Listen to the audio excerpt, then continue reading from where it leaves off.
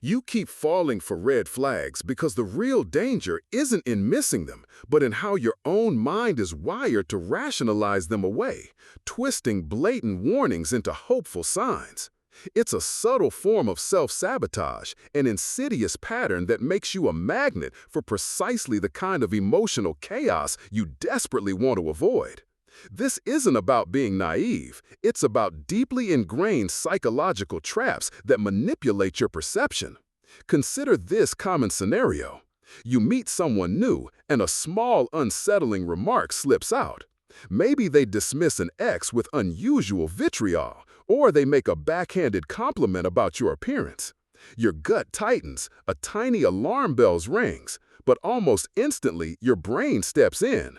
They're just passionate, you tell yourself. They've been hurt before, that's why they're guarded. You begin to craft an elaborate story, not about who they are, but about who they could be with your understanding, your patience.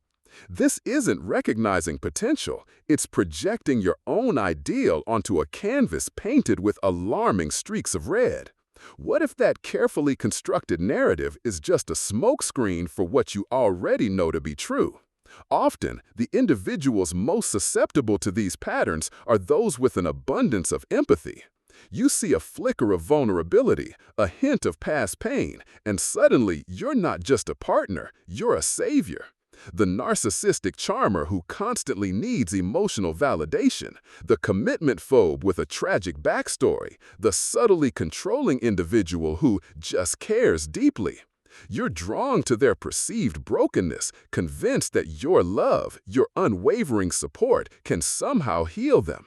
You confuse their red flags with distress signals that only you are equipped to answer. But why do we repeatedly choose to bear the burden of another adult's unresolved trauma? Why do we mistake their manipulation for a cry for help? Then there's the insidious pull of the sunk cost fallacy, not just in finance, but in the depths of your heart. You've invested so much already, months, even years, of your time, your emotional energy, fragments of your very soul. Each new red flag that surfaces is met with an internal argument. I've put too much into this to walk away now.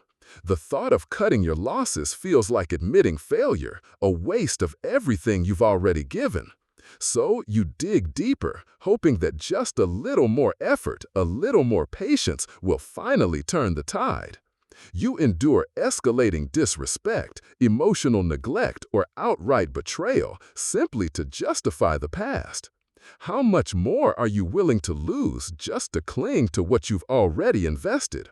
Perhaps the most potent trap is the comfort of the familiar, even when that familiarity is steeped in pain.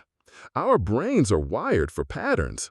If your early life experiences or previous relationships were marked by instability, emotional unavailability, or a dynamic where you constantly had to fight for love, you might unconsciously seek out partners who replicate those very patterns.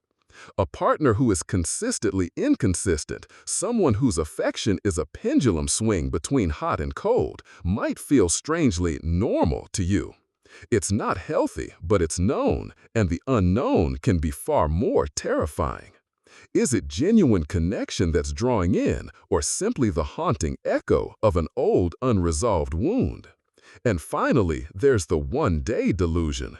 This is the whispered promise you make to yourself, the hope that keeps you tethered to a crumbling relationship. One day they'll change. One day they'll see my worth. One day this will all make sense. You cling to a future that exists only in your imagination, ignoring the stark reality unfolding before you. Every apology, every fleeting moment of kindness, every grand gesture after a major transgression is weaponized against your sense of self-preservation. It's intermittent reinforcement, a powerful psychological tool that keeps you hooked, always chasing the next crumb of validation. What if one day never comes, and all you have left is the heavy accumulation of missed chances for genuine happiness?